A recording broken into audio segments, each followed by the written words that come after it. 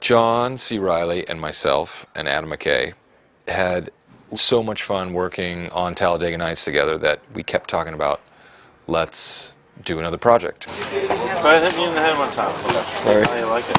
Oh, this is good.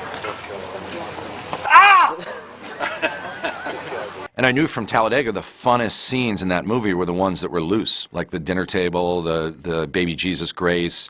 It was a very loose scene. It didn't have a lot of story directive. It was just about meeting the characters and establishing the tone. So we wanted to come up with an idea that was loose enough that you could do that, and yet had enough of an engine that it would drive a story along. I can't believe I've been living here 2 weeks. And I'm walking around this place thinking my stepbrother is a huge doucher. Secretly, you're not a doucher at all.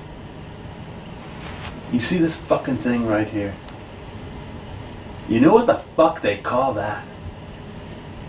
It's called a fucking poker face. And one day they hand you a script and it's 160 something pages, and then you start the conversation with them, okay, how do we trim this down, and to continue to find ways to add some depth to the story. Not that a story like this needs much. Favorite female newscaster you'd like to fuck? Just say it. Okay. Maria Torres Spencer. Oh my God! Did we just become best friends? Yep. Do you want to go do karate in the garage? Yep. Let's go. Now we're going to the garage. I play Brennan Huff, 39 years old. I live at home with my mother Nancy, played by Mary Steenburgen, aka Steenie.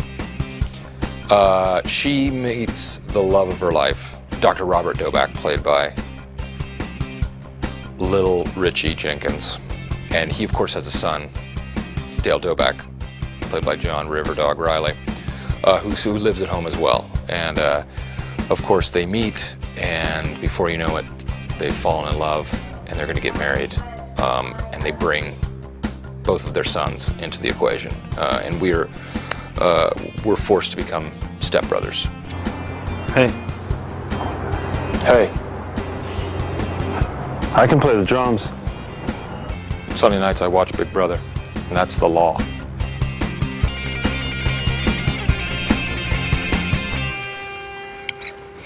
It's amazing to see Will and John C. Reilly. They understand these characters so well that they can go off in any direction, and it's absolutely true to who these guys are. Brennan was going to be a little more sensitive, a little more soft-spoken. But there's anything you need, anything that you boys need, you call me, all right? It's all right. Let's do more crying on this one. Maybe Will, like a real bad moment where you lose it. What? Bye. Bye. Stop that. Stop that. No. Brennan, stop that now. You're gonna be Dale is a guy who feels like he's got the greatest life ever. He doesn't have to really work and gets to just do stuff that he finds fun and cool.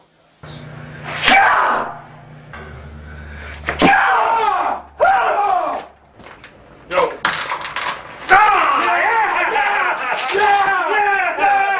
There's a kind of sadistic brother, played by Adam Scott, who has always tortured Will Ferrell and sort of kept him down because Adam Scott is such a type A achiever, sort of mini Donald Trump kind of guy.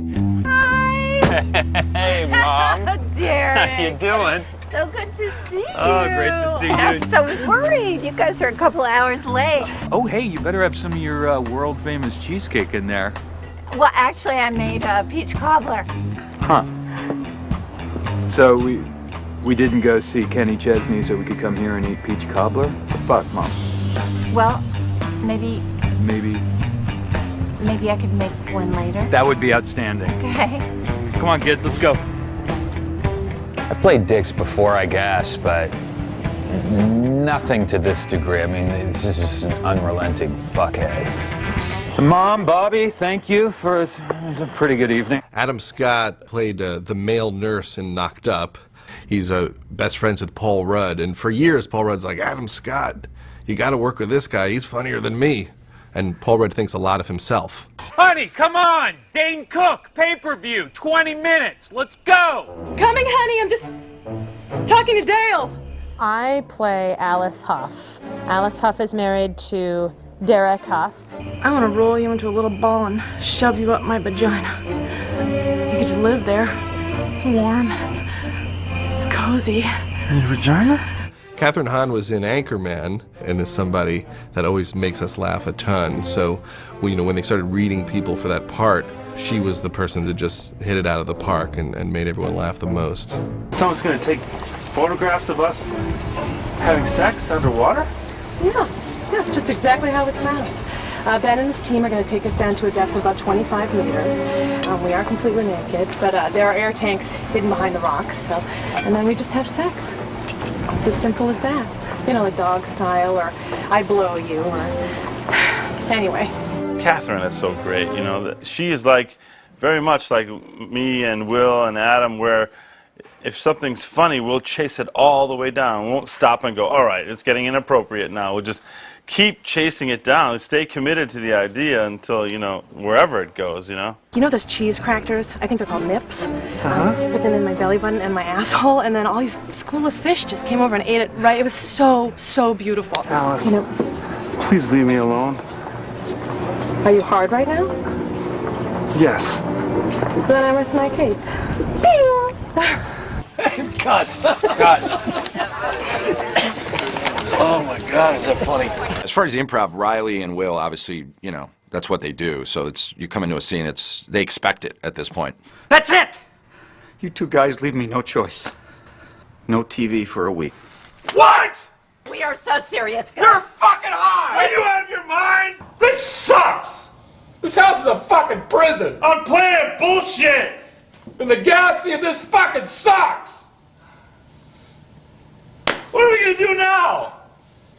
And the entire goal is to come up with something that will make the other person laugh and will also be something that when we're filming it, we can't believe we're filming it because it's so idiotic and jackass.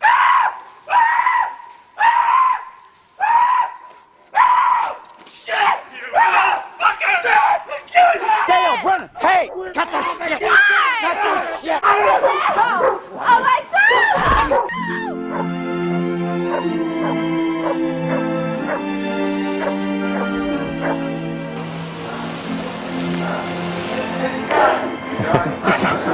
I mean, really our kind of theory is anyone can improvise, because all improv is just talking like a normal human being in a certain circumstance. So, like Mary Steenburgen started off the first couple days, like, I can't do this. You guys are so good. And I was like, I knew. You could just tell from talking to her, she's really smart, she's really funny.